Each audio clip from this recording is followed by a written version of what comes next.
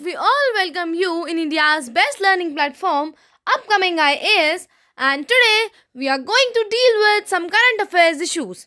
And the topic of the discussion for today is International Day for Tolerance.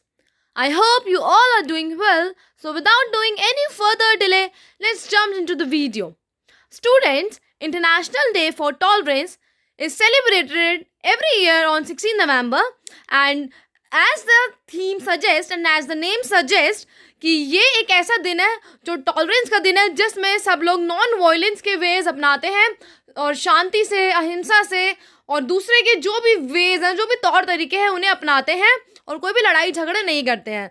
और इसीलिए इसकी जो theme है वो भी कॉमन है, जो हर साल कॉमन थीम मनाई जाती है।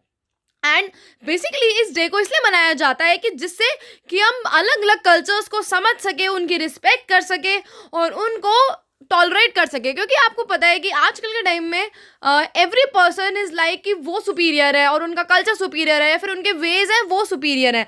दैट्स वाई दूसरों के कल्चर्स को, दूसरों के वे ऑफ एक्सप्रेशन को, दूसरों की लैंग्वेजेस को, उनके तौर तरीके को, उनके खाने पीने के तरीके को समझने के लिए और उनको रिस्पेक्ट करने के लिए ये इंटरनेशनल डे फॉर टॉलरेंस मनाया जाता है।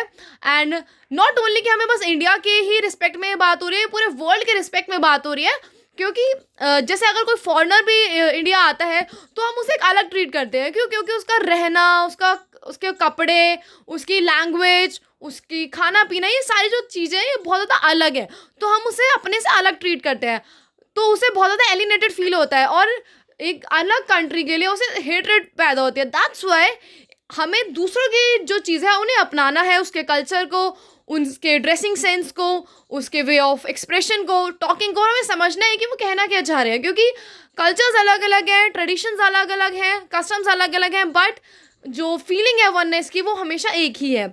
और इसीलिए इसकी जो थीम है वो है tolerance is respect, acceptance and appreciation of the rich diversity of our world's cultures, forms of expression and ways of being human.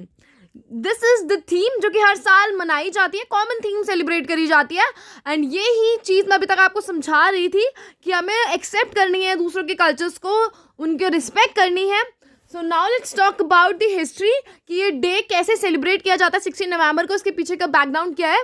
तो 1993 में जो यूनेस्को है उसने इनिशिएटिव लिया था कि ईयर ऑफ टॉलरेंस बनाएंगे, और उन्होंने देखा कि 1995 as a year for tolerance, उन्होंने पूरे साल को ऑब्जर्व किया।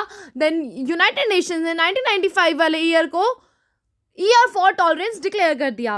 एंड इसके यही प्रिंसिपल्स थे: tolerance is respect, acceptance and appreciation of the rich diversity of our world's cultures, our forms of expression and our ways of being human.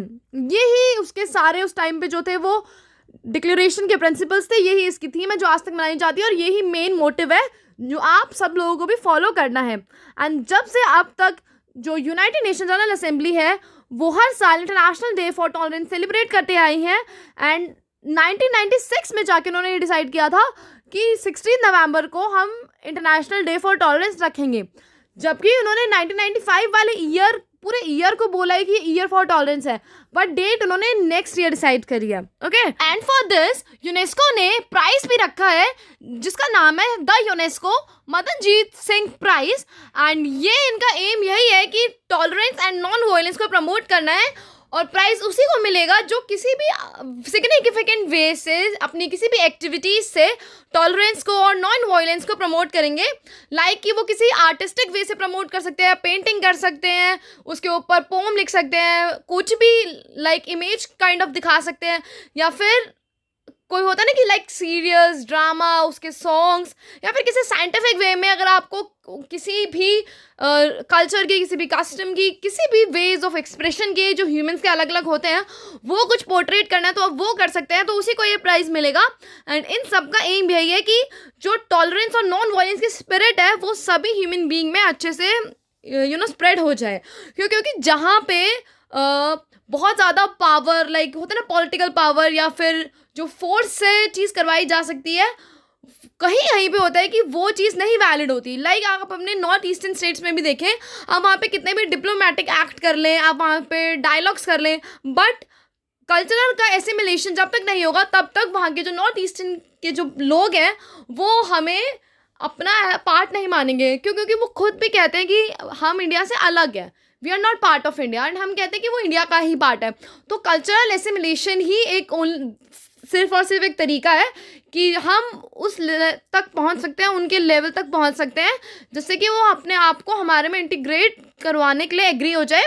और हमने भी क्या किया, हमने भी उनके कल्चर्स को, उनके ट्रेडिशन को, उसके कस्टम को, उनके डांस को, या फिर जो भी उनकी चीज़ें होती हैं उन सबको एक्सेप्ट किया, उसकी रिस्पेक्ट करी। दैट्स वाई तभी ये पॉसिबल हो पाया।